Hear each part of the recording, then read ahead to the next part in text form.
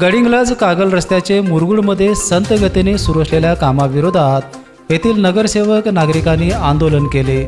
कामामध्ये गती न वाढल्यास पुढील 2 दिवसात काम बंद पाडण्याचा इशारा देण्यात आला आहे। गडिंग्लज कागल रस्त्याचे सध्या रुंदीकरणाचे काम सुरू आहे।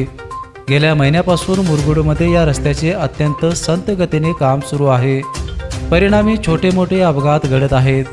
रस्त्याच्या कामामुळे नळ पाणी पुरवठ्याची पाईपलाईन लिकेज होण्याचे प्रमाण वाढले आहे। अशाच गतीने काम सुरू राहिले तर पावसाळ्यात नागरिकांचे हाल होणार आहेत। या सर्व प्रकारामुळे मुरगुडकर आज चांगले संतापले। पालिकेतील नगरसेवकांनी संबंधित ठेकेदार कंपनीला निवेदन दिले असून कामाची गती न वाढल्यास काम बंद पाडण्याचा इशारा देण्यात आला आहे।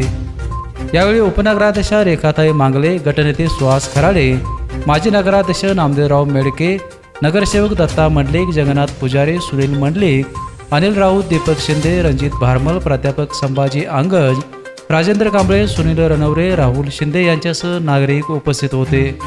बेपेनसाठी कागलहून सर्जेराव भाट।